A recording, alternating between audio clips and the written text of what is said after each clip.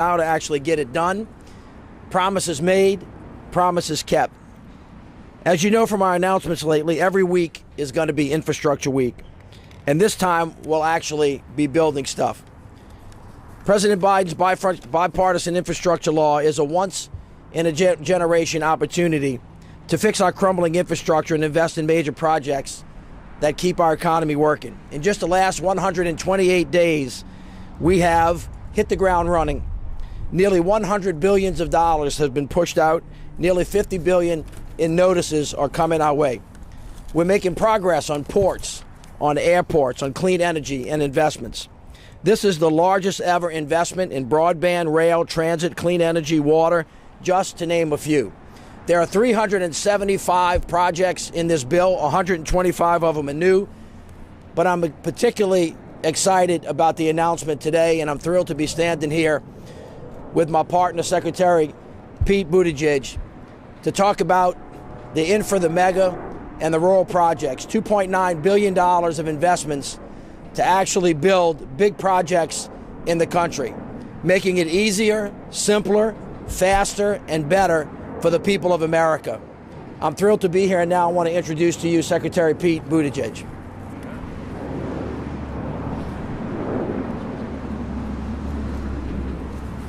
First, I want to thank Mayor Landrieu and his team, our partners in delivery, for the work that they're doing across the different dimensions of this infrastructure law, including, of course, transportation.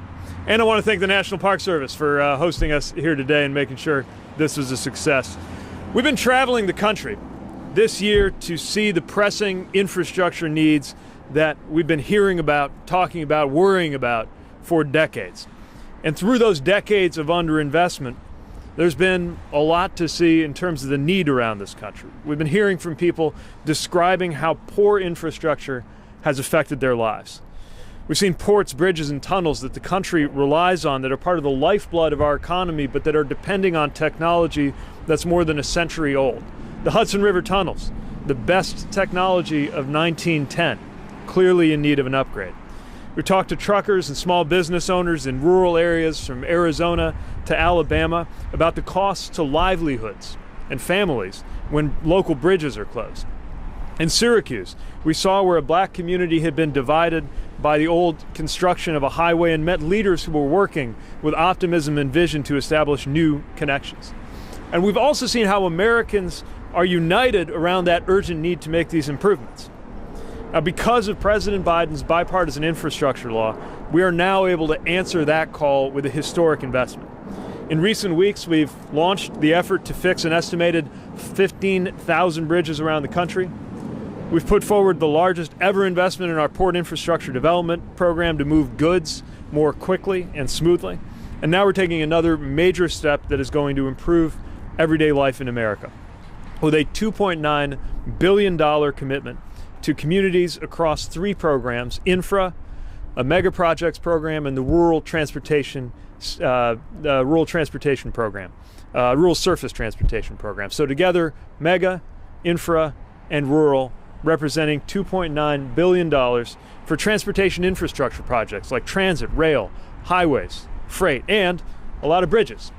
And we've done something new this time, which is one combined application for three marquee intermodal programs with a shared set of criteria. And the reason we're doing that is to make the process more simple and straightforward to apply for and to navigate. In the same way that a common application for college spares you having to fill out a zip code 7 different times on 7 different pieces of paperwork, we can use a smoother, smarter process to reduce the burden and make this process fairer, especially for smaller communities. And of course, give our department a more holistic view of the needs across the many programs. For people in rural communities, this is $300 million for a new program, this rural surface transportation program for areas too often overlooked despite their major infrastructure needs. That's rural highway, bridge, and tunnel projects that increase access to markets, improve freight movement, or make travel safer. And it allows for promising innovative transportation systems like on-demand transit. For larger projects, we've got the new program appropriately called MEGA, which will receive $1 million for major projects of national or regional significance.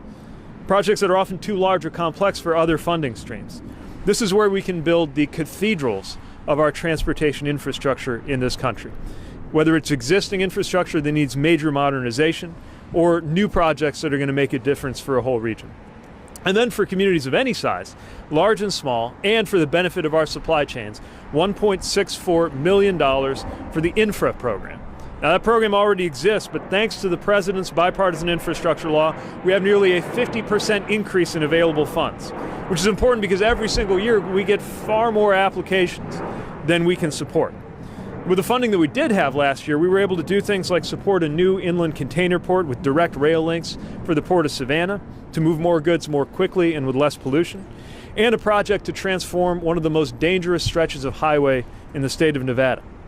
And we can literally see the impact of the infra grant program with the Memorial Bridge behind us, rehabilitated with the help of a 2016 infra grant after being slated to be closed because of its prior poor condition. And instead, as you see, it is a critical connection for tens of thousands of daily drivers, and you may even see the occasional transportation secretary huffing and puffing out there on his morning jog.